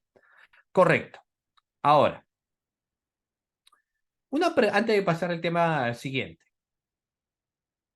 Una pregunta bastante frecuente es si se extingue o prescribe el delito de omisión a la asistencia familiar. A ver, pregunta a la clase. ¿Ustedes creen que se extingue, se puede prescribir el delito de omisión a la asistencia familiar o son imprescriptibles? ¿Prescribe o no prescribe? A ver,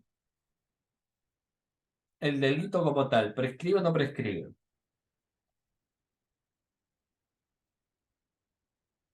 ¿No prescribe? ¿Están seguros? ¿Están seguros, doctores, que no existe prescripción en el caso de la omisión a la asistencia familiar? ¿O si habrá prescripción? ¿Existe algún delito que no prescribe?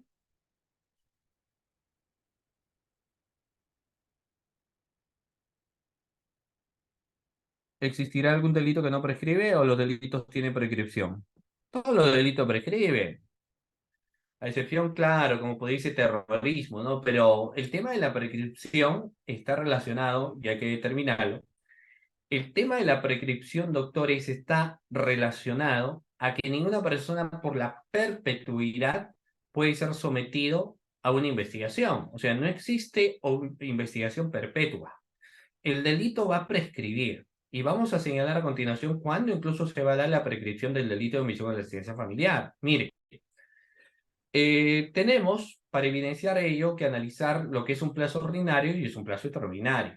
Por ejemplo, me voy a ir por la pena mayor, ¿ya? Del delito de la omisión a la asistencia familiar. La pena mayor en el delito de la omisión a la asistencia familiar radica precisamente en el tercer párrafo del marco delictuoso. El tercer párrafo del delito nos dice, si resulta lesión grave o muerte, y esto pudieron ser previstas, la pena será no menor de 2 ni mayor de 4 años, ¿no? Y no menor de 3 ni mayor de 6 años en caso de muerte. Por ejemplo, les voy a poner omisión a la asistencia familiar en caso de muerte del menor. La pena mayor nos dice, no menor, la pena mayor es 6 años. Entonces, el plazo ordinario es 6 años. En 6 años prescribe el delito de omisión a la asistencia familiar. Pero eso es en el plazo ordinario, porque vamos a tener un plazo extraordinario. El plazo extraordinario es la suma mayor más la mitad. Entonces, la mitad de 6 es 3. Si yo hago una sumatoria de 6 más 3, tengo un total de 9 años. En un promedio de 9 años, fíjense ustedes, se habrá extinto, habrá prescrito el delito, ¿no? En un total de 9 años. Ahora, a diferencia, por ejemplo, de los delitos de corrupción, no existe duplicidad en el caso de omisión a la asistencia familiar, ¿no? Entonces, el delito va a prescribir un total de 9 años, por ejemplo, ¿no? En el plazo mayor. Entonces, ¿qué es lo que sucede a veces? El obligado fuga, dice, bueno, tengo una obligación de pagar alimentos, no quiero pagar los alimentos, entonces me voy. Fugo, desaparezco, y después de un tiempo voy a regresar. Cuando las papas y las cosas estén más tranquilas, cuando ya no tenga esa obligación, voy a fugar, ¿no? Y luego regreso. Pero yo les pregunto, a ver, ¿qué podría hacer la defensa? Porque si bien es cierto el delito prescribió, pero los devengados, ¿prescribieron o no prescribieron? ¿Los devengados, doctores, prescriben con el delito? ¿Qué opinan? ¿Los devengados prescriben con el delito? No. ¿O sí? Por supuesto que no. Claro. Los devengados no prescriben con el marco delictuoso. Entonces, ¿qué es lo que se tendría que hacer? Un nuevo requerimiento de pago. Por eso es que buscar jugar al gato y al ratón, ¿no? De a ver, me escapo un tiempo, busco la extinción, claro, extingues el delito, porque no puede ser sometido a la perpetuidad a una investigación. Pero la obligación que vas a tener sigue manteniéndose, ¿no? y en base a esa obligación que vas a poseer, entonces lo que va a hacer la otra parte es nuevamente requerir el pago de los devengados, ¿ya? Porque no se extingue, como les señalo, el marco del delito. No se extingue el marco delictoso. Y eso es un punto, como les señalo, muy interesante que hay que tener en cuenta, estimados participantes. ¿Ok? Muy bien, doctores. Siendo exactamente 8:24, ¿no? 8:24.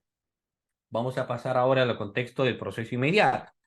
Pero antes de pasar al contexto del proceso inmediato, doctores, sobre todo en aras de verlos a usted, que se encuentran aquí en esta sesión de clase el día de hoy, les voy a invitar a que puedan encender su cámara, doctores. Todos los que están presentes en esta clase, todos los que están presentes, obviamente, enciendan su cámara, estimados doctores. De paso que lo voy saludando, ¿no? Ahí está el doctor Moisés, muy bien, que tiene levantado la mano también. Está el doctor José Luis, está el doctor Eusebio, el doctor Javier, la doctora Ana Eva también se encuentra ahí, ¿no? El doctor Gustavo, veo a la doctora Erika, Mariciela, a la doctora Carmina, al doctor Humberto, a la doctora Fuentes, que se encuentra ahí presente. Ahí está la doctora, al doctor Juan Pablo, a la doctora Rosita, al doctor Felipe, a la doctora Rosa Vivanda, al doctor Joel David, al doctor Rafael Lino, ¿no? Al doctor Luis, ¿de acuerdo? A todos los doctores que están pues aquí presentes en esta sesión de clase. Recordarles que hoy se cierra este importante curso que se ha llevado durante varias sesiones de clase, ¿de acuerdo? En las cuales ustedes han tenido una participación muy buena, bastante didáctica de parte de ustedes, y que ahora también lo van teniendo, estimados doctores. Muy bien, entonces un gusto saludarlos a cada uno de ustedes. Muchas gracias a todos ustedes que han encendido pues su cámara en estos momentos. Son casi cerca de 200 participantes que se encuentran en esta sala Zoom. Muy bien, doctores, excelente. Muy bien, sigamos a continuación, sigamos. Gracias por encender su cámara. Bueno, vamos a ver aquí entonces lo siguiente, doctores. Una vez tenido en cuenta ello, el marco delictuoso, ¿qué alternativas uno tiene? Pues varias alternativas. Hay que analizar cada caso en concreto. Por ejemplo, muy bien, mire, puedo recurrir al proceso inmediato, pero como les digo, hay que ver cada caso, porque fácilmente yo podría pelear el caso por atipicidad y no querer recurrir a un proceso inmediato. Por eso es que hemos señalado precisamente este contexto del acuerdo plenario y demás, donde estábamos haciendo mención que una cosa es no querer aportar alimentos y otra cosa muy diferente es no poder aportar alimentos. Son dos cosas totalmente diferentes. Si yo evidencio que mi defendido no puede aportar alimentos, y he dicho por tema de salud, no dentro de ellos enfermedad, alguna discapacidad, entre otros, entonces sencillamente mi defendido no podrá aportar lo que vienen a ser, doctores, alimentos, ¿ya? No podrá aportar lo que vienen a ser alimentos, estimados doctores. Y eso, como les digo, es un punto muy importante que debemos tener en cuenta, ¿ya? Muy bien. Y lo vamos a ver a continuación. Mire, pero cuando yo me doy cuenta que mi patrocinado, bueno, en realidad no quiso pagar los alimentos, no quiso, porque quizás lo han asesorado mal, porque quizás alguien por ahí le dijo que para deudas no hay cárcel, ¿no? Dijo, no, para deudas no hay cárcel, así que si tú no pagas la pensión de alimentos, no va a pasar absolutamente nada, no te preocupes. Entonces el obligado dijo, bueno, no voy a pagar, hasta que luego lo han requerido un pago de vengados, ¿no? Lo han detenido, entonces tú asumes el caso. Ya llegó afuera del Ministerio Público. Entonces, obviamente, vamos a ver que uno podría en ese momento recurrir al proceso inmediato, ¿no? El proceso inmediato y la indicación de proceso inmediato, y por eso vamos a definir rápidamente en qué consiste el proceso inmediato. Pero como le digo, hay que recurrir al proceso inmediato si yo veo eminentemente que mi patrocinado no ha pagado pues la pensión de alimentos y sobre todo porque no ha querido pagar la pensión de alimentos. O sea, yo tendría que analizar ese caso.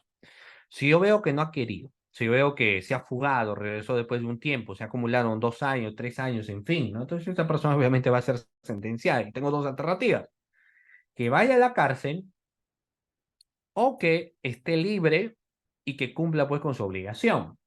Entonces, el proceso inmediato es un mecanismo de simplificación procesal. Yo tengo dos alternativas, irme por el proceso común y posiblemente en 2 años y medio, etcétera, se logre una sentencia por el delito de omisión a la asistencia familiar, sin perjuicio que la suma puede seguir aumentando, ¿no? O sin perjuicio que el obligado tenga que seguir pagando, o sea, tengo que analizar cada caso. Pero si yo evidencio que existe falta por parte de mi defendido, entonces me voy a un proceso inmediato. Para irme al proceso inmediato, yo tengo que saber lo que establece fundamentalmente el marco normativo. El marco normativo nos habla primero de los supuestos de aplicación, artículo 446, artículo 447. La audiencia única de incoación del proceso inmediato en caso de flagrante delito, por ejemplo, ¿no? Tema de pensión de alimentos y conducción en estado de ebriedad. Y artículo 448, que es la audiencia única de juicio inmediato, ¿no? Los tres articulados son súbitamente muy importantes y que obviamente debemos tener en cuenta, ¿no? Dentro del marco, como les señalo, de la ubicación normativa. Artículo 446, supuesto de aplicación. Artículo 447, audiencia única de incoación de proceso inmediato en caso de flagrancia delictiva. Y artículo 448, audiencia única del juicio inmediato. Vamos a ir aquí en los supuestos de aplicación. Nos dice, el primer supuesto de aplicación más frecuente, sobre todo en los casos de pensión de alimentos, son las situaciones denominadas flagrante delito. Y una situación de flagrante delito obviamente vendrá a ser cuando el obligado, por ejemplo, no quiso pagar la pensión de alimentos, ¿no?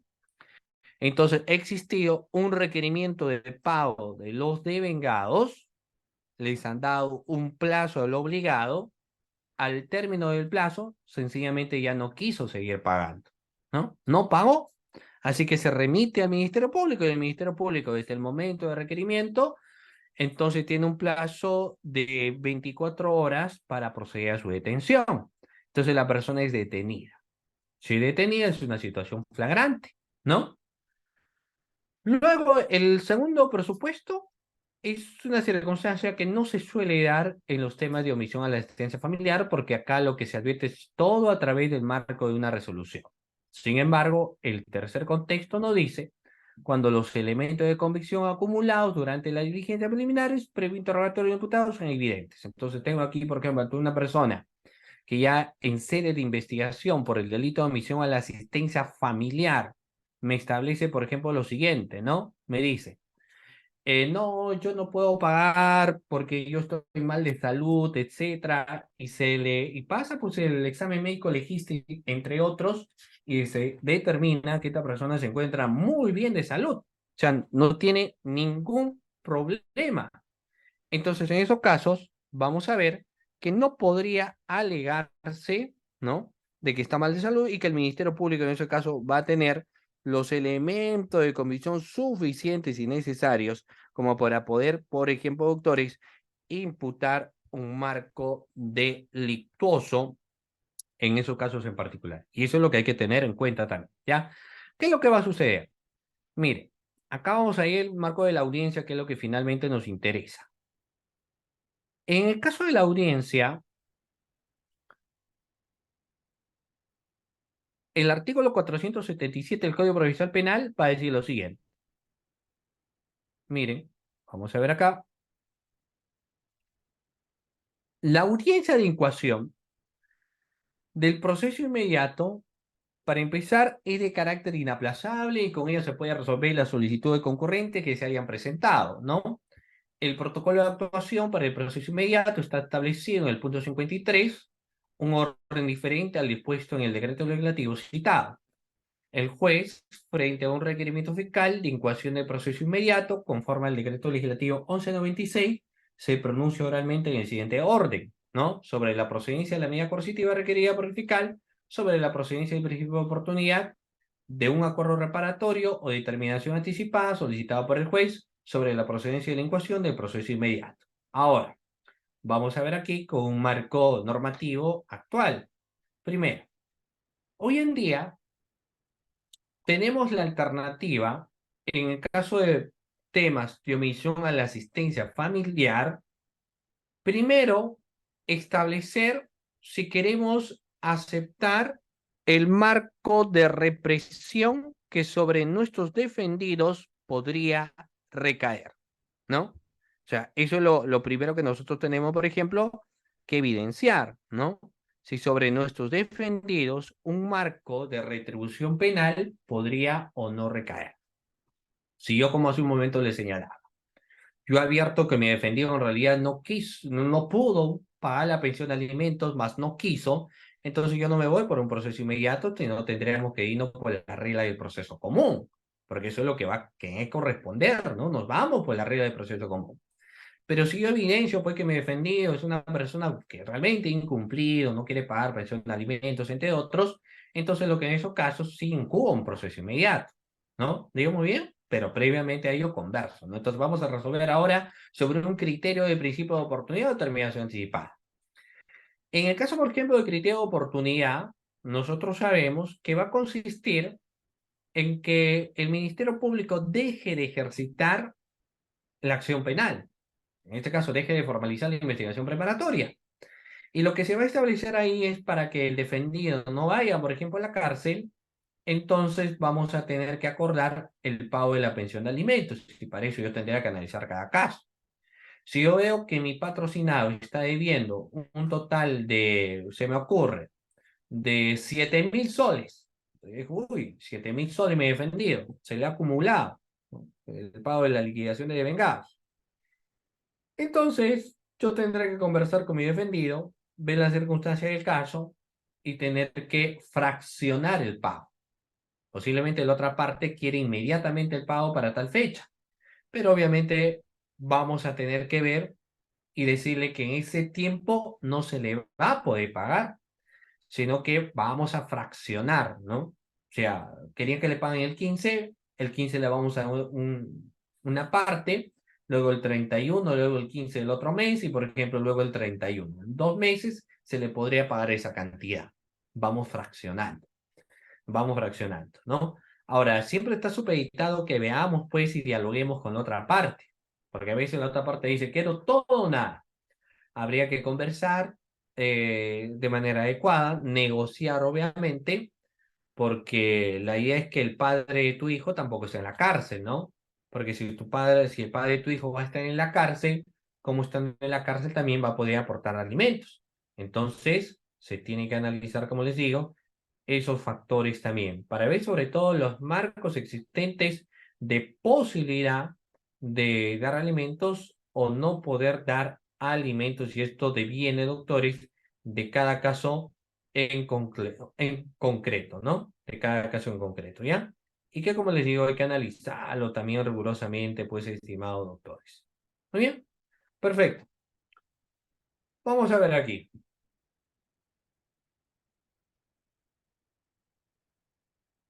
Hay preguntas, el tiempo nos queda corto, pero yo quiero igual responder las inquietudes que ustedes puedan tener, así que quienes tienen preguntas, doctores, pueden levantar la mano. A ver, todos los que tengan preguntas pueden levantar la mano en este momento. Yo sé que algunos me han escrito, ya, pero a efecto de darle pues mayor dinamismo, hay que, uy, veo que hay varias preguntas. Muy bien, excelente. A ver, vamos a ver cómo el equipo de ANDAP nos habilita la opción. A ver, tengo al Bien, doctor doctor. Moisés. Vamos a habilitar al doctor Moisés, su micrófono. Puede habilitar, doctor, su micrófono ya está activo. Ya, listo. Doctor, nuevamente, mi tema de pregunta es lo siguiente. Eh, digamos, el imputado o el obligado termina en el penal a raíz de la obligación, ¿cierto? Ujú. Prescribe el delito. Prescribe el delito. Entonces, la obligación alimenticia o el dinero que adeuda, ¿cómo quedaría? Claro. ¿Cuál sería otro mecanismo para poder cobrar los alimentos? Claro, o sea, ahí tenemos dos vías, ¿no? De quién es abogado, por ejemplo, de la parte agraviada es mucho más sencillo, porque lo que va a hacer la parte agraviada es decir, bueno, ya se extinguió la acción penal, pero eso va sumando a la conducta dolosa que está teniendo el obligado. Así que lo que se va a tener que hacer es un nuevo requerimiento de pago de los devengados, pero con obviamente el antecedente de que esta persona buscó el contexto de prescripción, a efecto de que se adopten las medidas necesarias, como por ejemplo de que exista un impedimento de salida para esta persona, porque lo que pasó anteriormente es que se fugó y regresó después de 10 años, cuando se había extinguido, por ejemplo. Entonces existirá un nuevo requerimiento de pago, mismo procedimiento, ¿no? Hay alimentos que no ha dejado de pagar, se requiere nuevamente del juzgado, se le da un plazo para que pueda pagar. Y si no paga, nuevamente en sede del Ministerio Público por el delito, en este caso, de omisión. Y eso es la vía que se va a dar. Ahora, para quien es abogado digamos, del obligado, entonces él dice, pues yo de una u otra manera estoy buscando que esos 30.000 soles, él ya no pague. O sea, la única forma, hasta cierta medida, para que puedas realizar ello, es uno, eh, muerte, porque incluso para los padres supletoriamente podría recaer el pago, ¿no? Que el alimentista fallezca, ¿no? Pero en los otros casos la alternativa es buscar el pago fraccionado en base a las posibilidades que ahora tiene tu defendido, ¿no? Pero ese es el punto. Entonces, eh, en el caso de quien es obligado, va necesariamente a tener que pagar. Y así que lo que tendrás que hacer procesalmente es un nuevo requerimiento de devengados. Eso es lo que uno va a tener que hacer, un nuevo requerimiento de devengados. ¿Sí? Un nuevo requerimiento de devengados. Claro, en todo caso, doctor, entiendo de que el anterior liquidación ya prácticamente quedaría, Claro, esa liquidación ya surte el efecto por el tema del delito prescrito, ¿no? Digamos que en el año 2019 había un requerimiento de devengados. Entonces, y no pagaron, ¿no? Se extinguió la acción penal, entonces el requerimiento de los vengados del 2019 ya no da. muerto. Ahora estamos 2000, digamos, 23, pero lo que vas a hacer es un nuevo requerimiento por el año 2019, porque es un dinero que no pagó. Entonces, nuevamente, en base a ese requerimiento, le van a tener que exigir. Porque como Ah, les ya, decía, se claro. extingue el delito, no se extingue la deuda. Y eso es algo que hay que señalar. Muchos creen extinguido el delito, extinguido la deuda. Sí, pues, pero nuevamente va a haber un requerimiento, es como cuando alguien te debe, ¿no? Igualito vas a seguir cobrándolo hasta el final. La única forma es cuando concilies, quizás, ¿no? Y digas, ¿no? Ya no el tema de requerimiento y otros temas, ¿no? Pero si no, igual se sigue requiriendo. Tengo Gracias. muchas gracias, doctor Moisés. Tengo al doctor Edson, levantó la mano.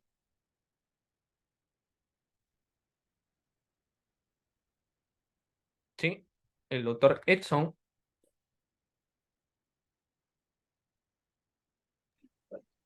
Está habilitado su micrófono, doctor Edson. Doctor, buenas noches, doctor. Buenas noches. ¿Qué tal? Quería hacerle dos preguntas muy precisas. Eh, Ujú, la casación última que ha salido de Amazonas con referencia a la omisión que el fiscal debe de acreditar que el señor o el obligado, eh, doctor, eh, cuando ya se te haya citado a una citación a juicio, pero que el obligado ha pagado la totalidad de la deuda, en esa audiencia uno puede solicitar el desistimiento de esa acusación para que se archive el proceso. ujú. Ya, Muchas muy bien. gracias por la respuesta, doctor. Claro, vamos a empezar por el último. Existe una figura que se llama la sustracción de la materia, ¿no? El delito de la omisión a la asistencia familiar, pero hay que ver cada caso, hay que ver y el juez tendrá que ponderar lo más razonable, evidentemente, para no tener un caso engorroso, ¿no? Porque hay cada caso. Mire, por ejemplo, tenemos de que hay momentos en los cuales uno puede pagar la deuda, finalmente hay que ponderar la siguiente situación. El delito es un delito excepcional, el delito de omisión a la asistencia familiar es un delito excepcional para el caso de cárcel en caso de deuda. En el caso que no pagas, configura el delito. Si yo pago en etapa intermedia, si yo pago al inicio del juicio oral, ¿no? Entonces lo que va a suceder en ese caso es que el juez dice, bueno, ya, sustracción de la materia, podría usted haber requerido lo que es una conclusión anticipada de juicio, pero como ya pagó por sustracción de la materia, entonces ya la persona cumplió con la deuda y ya no hay absolutamente nada. ¿Qué es lo que podría hacer el fiscal? Va a tener que hacer un desistimiento, ¿no? De la misma, porque ya cumplió con el pago. Que los otros temas de afectaciones civiles, bueno, no se va a ver en la vía de carácter penal. O sea, en ese sentido no va a haber más problema, porque el tema del ilícito se da en el caso que no has cumplido, evidentemente, ¿no? En el caso de lo que nos habla, la casación de Amazonas, no solamente es Amazonas, es varias casaciones donde habla el dolo. Lo que pasa es que el dolo es no querer pagar y ahí hay que ver antecedentes para configuración de omisión a la asistencia familiar. Tenemos muchas personas que son denunciadas por omisión a la asistencia familiar, pero que bajo los antecedentes se evidencia que han sido muy buenos padres, aportaban, pero que lamentablemente las circunstancias de salud u otras que luego se prueban evidenciaron que esta persona no pudo pagar. Entonces, para que no haya problema y dilatar mucho el proceso, lo que uno recurre rápidamente es un tema de principio de oportunidad, ¿no? Entonces dice, muy bien, déjate de pagar, ahora puedes tú pagar. Es más, incluso si ha actuado por dolo, también, el tema es que quien actúa en el caso de omisión a la asistencia familiar por dolo, no quiere ni siquiera acogerse a un principio de oportunidad, ¿de acuerdo? Ni siquiera quiere acogerse a un principio de oportunidad. Dice, yo no tengo dinero y no pago. Llegan a la cárcel, pues. Le llevas a la cárcel, sale, no pago, ¿no? Llevan a la cárcel, nuevamente está en la cárcel. La tercero, ya los padres se cansan, ¿no? Bueno, nunca va a pagar. Y ahí lo dejan. Ahí lo dejan porque ya es una persona donde dice, yo no me voy a pagar. Es más, en la cárcel tengo donde quedarme y donde comer. Entonces, esa es una problemática porque tampoco le puedes exigir, ¿no? No puedes ir en su contra de voluntad que trabaje y que tenga dinero también, ¿ya? Pero sí vamos a evidenciar en su caso una conducta eminentemente por dolo. La culpa no existe porque es un tipo netamente doloso, ¿sí? Muy bien. La siguiente pregunta. Al doctor Juan Orlando se le está activando su micrófono, doctor. ¿Puede activar, doctor?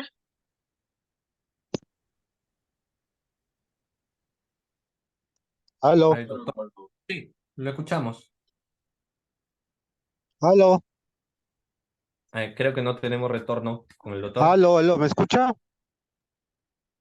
Sí, Sí, lo doctor, se escuchamos. le... No, creo que tiene problemas en la señal. Bien, doctor, vamos a habilitar el micrófono al doctor Renato. Doctor Renato, ¿puede habilitar su micrófono? Sí, gracias. Doctor, buenas noches, muy agradecido por la ponencia.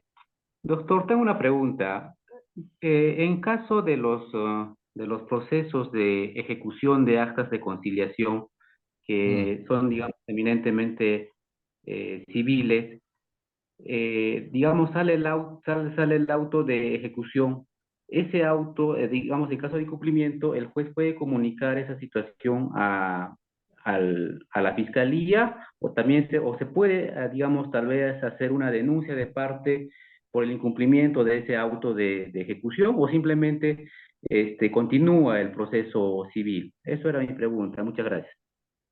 Sí, bueno, lo que señala básicamente el tipo penal para que sea una configuración delictuosa nos habla de una resolución judicial, ¿no? Un contexto de una resolución judicial que establezca primigeniamente lo que viene a ser la demanda de pensión de alimentos y luego establece el requerimiento del pago de lo que van a venir a ser los devengados. Este último resulta siendo detonante de la configuración del marco delictuoso, o sea, requerimiento de pago de los denegados. Si yo tengo un acta de conciliación y cumplimiento, lo remito al Ministerio Público, el Ministerio Público va a archivar o incluso lo que va a solicitar es una cuestión previa, ¿no? Ahí ingresan los mecanismos de defensa, porque por cuestión previa te va a decir, primero necesito yo que en base a ese acta de conciliación que tú tengas, se haga valer primero a través de la judicatura correspondiente para que ellos requieran el pago, ¿no? de los alimentos. Ya con el incumplimiento del pago de esos alimentos en el plazo establecido, recién lo puedan remitir. Para la Fiscalía, por eso hablábamos de los elementos del delito. Para la Fiscalía va a ser importante que tengamos el requerimiento del pago o el requerimiento del pago de los devengados. Si nosotros no tenemos ello, lo que se va a hacer cuestiones previas, ¿no? Cuestiones previas. Primero, apunte ello para ver si investigamos o no investigamos, ¿no? Eso es lo que va a pasar. ¿Sí? Muy bien. A ver, una siguiente pregunta. Al doctor Gustavo Palomino se le está habilitando su micrófono. Adelante, doctor. Doctor, buenas noches. ¿Se me escucha? Sí, se le escucha bien. Bien, gracias, doctor. Y felicitaciones por la ponencia. Doctor, una pregunta, es la siguiente. ¿Qué es lo que sucede, por ejemplo, si ante una liquidación, en este caso el demandado en materia civil, se entera, por ejemplo, de que su hijo no es su hijo biológico? Y sin embargo, obviamente pide la suspensión, el juez no le da, lo requieren y lo envían a la fiscalía. Y la fiscalía hace lo suyo, obviamente, porque el señor obviamente no paga, se hace el proceso inmediato y lo mandan al penal. Esa es una pregunta, doctor, porque es un caso real. Y la segunda pregunta, doctor, es lo siguiente. Dos señoritas cumplen 18 años, una se va a Estados Unidos, la otra se queda en Perú y demuestra pues que está estudiando. Sin embargo, la segunda no demuestra. A puertas de cumplir 28 años, la que está en Estados Unidos regresa y dice, ¿sabes qué? Yo quiero pedir mi liquidación anterior. Pero no, o sea, no demuestra, ha sido requerida para que dé a su cuenta del Banco de la Nación, nunca lo hizo, nunca demostró estudios, nada, doctor. Eso, ahora, por ejemplo, el señor, el obligado va a pasar a proceso inmediato. Eso es una pregunta, doctor, que quisiera que me absuelva de gran manera. Gracias. Claro, sí, sí, pues a veces el problema está, bueno, en obrar de buena fe, ¿no? A veces, como yo le decía, por eso hace un momento, la conducta del obligado termina siendo bastante importante para determinar configuraciones delictuosas. Finalmente, en base a la buena fe, uno confía, pues, que es mi hijo, ¿no? Es mi hijo, entonces yo lo reconozco. Y bueno, no funciona la relación, me demanda por alimentos y pago. Y luego me doy cuenta que no es mi hijo, así que voy a solicitar una prueba de ADN y ahí se determina que no es mi hijo. Pero previamente a ello, yo ya tengo una, en este caso, investigación por delito de omisión a la asistencia familiar, ¿no? ¿Qué es lo que sucede en ese caso? Como son dos instituciones autónomas, lamentablemente por eso es lo que van siguiendo su curso, pero el juez, o en este caso el fiscal, no puede inaplicar cuestiones nuevas de prueba. Y una de ellas es precisamente la prueba de ADN. Porque claro, mire, si yo a raíz de que inicié la investigación por omisión a la asistencia familiar, ¿no? Y hay que ver en qué estadio nos encontramos también, porque mire, si yo, por ejemplo, ya cuando el caso estaba a juicio para que me sentencien por omisión a la asistencia familiar, yo me doy cuenta que no es mi hijo, planteé una demanda, en este caso, de impugnación de paternidad, ¿no? O sea, hay que ver acá si yo soy el padre, no soy el padre, una prueba de ADN, y si yo obtengo la prueba donde señala que yo no soy el padre, yo tengo que buscar el momento procesal oportuno para poder presentarlo. Pero que eso sí, si ya está en el alegato de clausura. Entonces yo ya no lo voy a poder presentar. Y lamentablemente podrían terminar condenando a quién, a mi defendido. Yo tengo la siguiente instancia para poder apelar, ¿no? y en la segunda instancia apelo esa decisión primigenia por omisión a la asistencia familiar, y en la segunda instancia presento un nuevo medio de prueba, que en este caso viene a ser la prueba de ADN. Con esa prueba de ADN, ¿no? Entonces yo puedo solicitar la exoneración de la liquidación, sin perjuicio del pago de la reparación civil hacia mi persona, ¿no?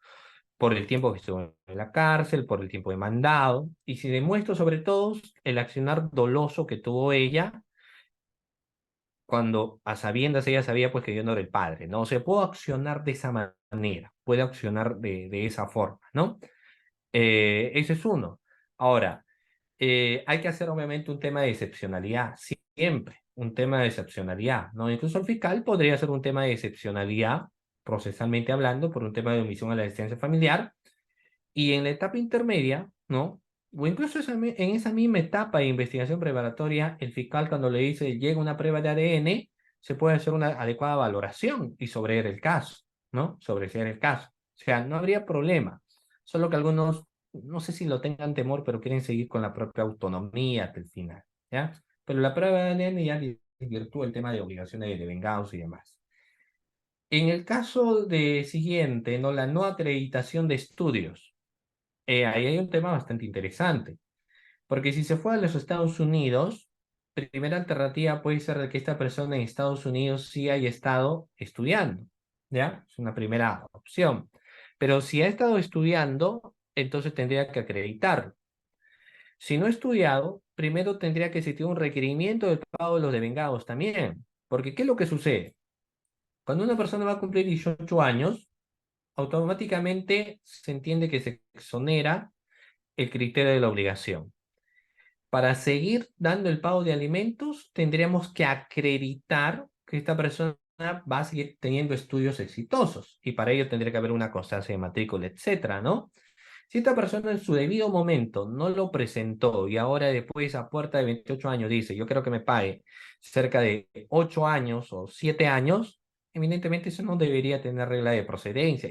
Y si han convocado un proceso inmediato, ahí va en el caso de la defensa, ¿no? Porque la defensa tendría que decir, no, nosotros nos vamos para empezar a una excepción de improcedencia de acción. O sea, yo no me voy, señor fiscal, a proceso inmediato, ¿no? Porque en el proceso inmediato, o si estoy en proceso inmediato, yo no incubo proceso inmediato. Entonces, el fiscal, vamos a ver cómo formaliza. Y si formaliza el fiscal, me voy a un tema de excepción de improcedencia de acción. Y la excepción de improcedencia de acción será cuando no se cumplen los elementos, porque ahí yo en la audiencia tendré que sustentar cómo es posible que el fiscal formalice una investigación si no tiene, en este caso, el documento donde exige que me ha pedido alimentos. A menos que la otra parte tenga mensajes, ¿no? Eso ya es diferente. A menos que haya mensaje de texto, cartas, no sé, donde le haya dicho, sí, yo quiero seguir estudiando, voy a estudiar, haya habido conversaciones en donde le haya solicitado, ahí sí la figura cambia, ¿sí? Pero si no tiene ello, por una excepción de improcedencia de acción, podría morir el caso. Muy bien, ahora, finalmente, porque el tiempo nos va ganando, quiero terminar con esto. Yo sé que hay muchas preguntas, pero no se preocupen porque ustedes van a continuar. Ya, acá tenemos, doctores, miren, este punto donde nos habla técnicamente también el caso del delito de omisión a la existencia familiar. ¿Qué nos señala, doctores, puntualmente este aspecto? Nos dice que la conducta realizada no se subsume en la descripción de la acción ordenada. ¿Cuándo? Siempre tiene que existir un mandato de una resolución donde se exija el pago de los alimentos, ¿no? Luego el requerimiento de pago. Desde el momento de requerimiento existe un plazo para que el obligado tendría que pagar con el dinero que le están requiriendo. Pero en el transcurso de ese tiempo podría suceder una serie de marcos situacionales, como anteriormente le señalaba. La persona que era despedida, se enferma, tiene algún accidente, o sea, sucede algo, lo que va a hacer que va a imposibilitar cumplir con lo que viene a ser el requerimiento de pago. Ante ese incumplimiento de requerimiento de pago, no podemos observar una conducta dolosa porque la persona evidentemente no es que no quiso pagar, sino no pudo pagar el tema de los alimentos. Y eso es lo que vamos a tener que sustentar. Cuando se evidencia ello, no encontraremos dolo en la conducta del obligado y por ende no habrá configuración de marco delictuoso. El Ministerio Público también tendría que analizar. Si el Ministerio Público incoa un proceso inmediato, es porque la Fiscalía sabe que el obligado obró con dolo y por ende es que le da la, llamémoslo entre comillas, la oportunidad de que esto podría morir en un proceso inmediato, en principio de oportunidad. Pero si yo como defensa sé que no existe dolo de por medio, porque el defendido no es que no quiso pagar, sino no pudo pagar, entonces lo recomendable es irme por el proceso común y agotar las vías que correspondan, ¿no? Ahora, por marco de tiempo y por cuestiones de gasto, es lo que a veces, en muchas ocasiones, arriba a un principio de oportunidad. Muy bien, doctores. De esta manera, yo sé que hay más preguntas, me gustaría responder, pero tienen una ponencia también a las 9 de la noche y quiero poder respetar el horario también de la ponente que nos va a precedir. Muy bien, doctores, agradecer a ANDAP por la cordial invitación a mi persona, a todos los que han estado presentes aquí. Hace un momento hemos llegado a una gran cantidad de participantes. Muchísimas gracias, doctores. Agradezco a todos ustedes. Cuídense muchísimo y Dios mediante, pues espero verlos en una próxima oportunidad, estimados doctores. Muy buenas noches con cada uno de ustedes.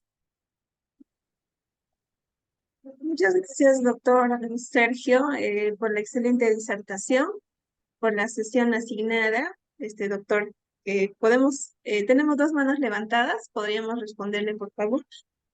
Ah, claro, sí, sí, por supuesto, sí. Ya. A ver, se le va a habilitar el micrófono al doctor Gustavo y al doctor José Daniel. A ver, doctor Gustavo, su micrófono, por favor, está habilitado.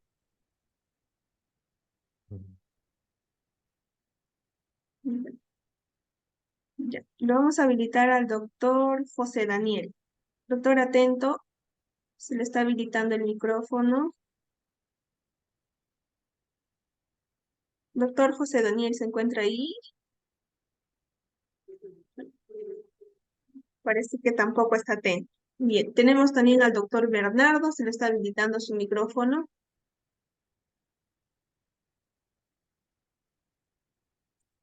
Doctor Bernardo, adelante. Muy buenas noches, doctor. Buenas noches.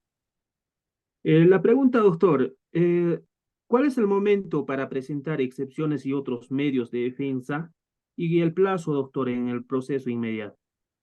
Ya, mira, bueno, excepciones en proceso de acción, medio técnico de defensa. Eh, Primero puede ser que tú como abogado defensor te llega pues una apertura por el delito de omisión a la asistencia familiar y tú adviertes que no han juntado el requerimiento de vengados. Ah, entonces presentamos inmediatamente un escrito señalando un medio técnico de defensa que viene a ser la cuestión previa, ¿no? Entonces, previamente a iniciar la investigación por ese delito, que el Ministerio Público tenga el requerimiento de pago de los devengados. Lo hacemos inmediatamente una vez que tengamos conocimiento de lo que es la apertura de la investigación, o dos, cuando yo sé que ya en sede de la Fiscalía lo han remitido, inmediatamente converso, leo el expediente, no tiene, y planteo también una excepción, bueno, en este caso una cuestión previa, ¿no? Ahora, las excepciones se plantean cuando ya está formalizado, cuando yo obtengo conocimiento y se ha formalizado, o cuando se ha acusado también. Por lo general, la excepción en proceso de acción deviene en una tipicidad. Si yo evidencio que el fiscal no ha analizado muy bien los elementos del delito de omisión a la asistencia familiar, entonces lo planteo como tal. En el caso del proceso inmediato, nosotros tenemos tres cuestiones, ¿no? La flagrancia stricto sensu, entonces tenemos 48 horas para poder nosotros incoar un proceso inmediato. Dentro de esas 48 horas, el juez tiene 48 horas más para poder citar a una audiencia de proceso inmediato. Dentro de esa audiencia de proceso inmediato, nosotros podríamos arribar, por ejemplo, a un principio de oportunidad. Si es que estamos de acuerdo, ¿no? Como les decía, si yo sé que mi patrocinado pues realmente debe dinero, pero si no, nos vamos igual por el proceso común y podemos batallar ahí el tema de atipicidad, ¿sí? Esos son los momentos procesales a los cuales podríamos presentar. Bien, doctor, le vamos a habilitar el micrófono al doctor Santillán. Es el último que se le va Doctor Santillán, Sí, adelante. buenas noches, doctor. Mi consulta es referente a lo que es la omisión de asistencia familiar. En este caso, el obligado, a pesar de que existe un acta de conciliación entre ambas partes, este se llevó a cabo hace 15 años. Entonces, con Mm, un monto pues de aquel entonces era 100 soles y ahora han transcurrido 15 años, entonces ujú. sigue con el mismo, a pesar del monto que para esta actualidad pues es un monto mínimo. Entonces el obligado pues incumple, ¿no? De manera reiterada, sabiendo ya de que como es conocimiento, a pesar mayor de tres meses consecutivos, todavía se puede hacer eh, solicitar, ¿no? Por omisión. Entonces, ¿qué hace? Más antes de cumplir los 3 o 4 meses, recién deposita. Entonces, en este caso, ¿cuál sería el procedimiento, doctor? Ya que el alimentista se encuentra ahora por situación de estudio y de trabajo en otros, de su mamá, en otra ciudad, donde se llevó a cabo el acto conciliatorio. Entonces, se podría solicitar en cualquier lugar, tiene que ser necesariamente en el juzgado donde se realizó el acto conciliatorio, doctor. Eso sería mi primera pregunta y otro, doctor, por favor, ya que se está tratando lo que es de alimentos, si se va a solicitar en este caso el incremento, ¿se podría iniciar un nuevo proceso o se puede solicitar ahí mismo, nomás en el mismo juzgado? Bueno, por lo general siempre se pide en el lugar donde se encuentra el padre o la madre, ¿no? O en el lugar donde se encuentra el menor. Lo que hay que Ajá. ver en ese caso, por ejemplo, es dónde se encuentran. Si se encuentran dentro del mismo juzgado, hay que presentarlo solamente en el juzgado. No habrá ningún tipo de problema. Ahora, respecto al otro, después de 15 años, bueno, entiendo que la suma de dinero eminentemente ahora ha aumentado bastante, Ujú. pero hay que requerirlo. Con esa acta de conciliación de incumplimiento se requiere lo que hay que tener, que es un requerimiento de pago de devengados para que se cumpla, y si no se cumple, entonces se va a remitir las copias a la fiscalía para que se inicie la investigación. Como les decía, ¿no? Incluso es necesario irse a esa vía para que tengamos el requerimiento de pago de los devengados, que es lo que finalmente interesa para el tema de la omisión a la asistencia familiar, ¿no? El punto va a ser es qué dice el acuerdo, y lo otro, si la otra persona termina aceptando que firmó también el acuerdo, ¿no? Se han dado casos de acuerdos donde la otra parte termina denegando tal acuerdo, desconociendo, etcétera. Ahora, si tienen el acuerdo, bueno, hay formas también, una pericia y demás, ¿sí?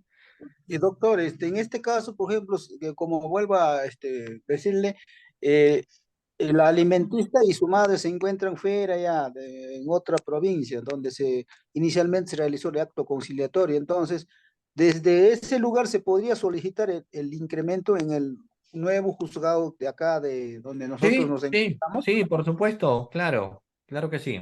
No, no hay ningún Ajá, tipo de con problema. todos los requisitos. No es necesario Solo en re- el... No, Ajá. no, no, no hay ningún tipo de Haciendo ahí. conocer el número de expediente, sí, ¿no, doctor? Claro, la línea de investigación sí, o sea, la línea de denuncio, demanda que he establecido, eso sí necesariamente. ¿Sí? Ya, muchas gracias. Muy bien, muchas gracias. Bien, doctor, tenemos la última pregunta. Se le va a dar al que está con el usuario de Samsung y terminamos con esta, doctor Sergio. Ok, doctora. Doctor, muy buenas noches. Buenas Eh, noches. Muy buena ponencia, doctor. Mi pregunta es respecto a la omisión, ¿no? Cuando ya o perdón, cuando se le hacen los requerimientos de pagos, ya en este caso, ¿no? O sea, no está pagando las pensiones, este, si no me equivoco, hay lo que es las medidas cautelares, ¿no? Que se podría solicitar que ya que no está pagando en un monto dinerario, entonces hay una opción, me parece, para poder embargar bienes si es que los Ah, tuviera. claro. Ya, este, eso de ahí, ¿debemos solicitarlo ante el juez o también se puede solicitar durante, ya cuando está en sede de fiscalía, ¿no? En sede de investigación, perdón. Este, si se puede hacer en esas dos vías o solo en sede judicial. Y Mm, ¿en qué medios de prueba podríamos, esa es otra pregunta, ¿no? ¿Qué medios de prueba podríamos brindar a aquellos deudores que tienen, pues, ¿no? Bienes, pero que no estén registrados a nombre suyo, ya sea por decir, no sé, un terreno, que son, ujú. se sabe que es del deudor, pero no está a su nombre. Sin embargo, es su bien propio, pero no está registrado en la SUNAR o no está bajo su nombre, ¿no? ¿Y está a nombre de alguien más? Es como decir, por decir, lo ha comprado al hermano o tal vez a otra persona, pero no ha hecho todavía el traspaso, pese a que este terreno tiene tal vez un título de propiedad y, o sea, solo lo compró ahí, compra y venta, pero no se ha hecho el traspaso en lo que es registros públicos. Ya, o sea, el terreno a nombre de quién está. Mm, Podríamos poner este caso a nombre del hermano, ¿no? Que hay un casito que es Ya, así, ¿no? Lo ha claro. comprado al hermano y no ha hecho el Claro, traspaso del nombre. claro, ahí podemos presentar el tema de la compra y venta, ¿no?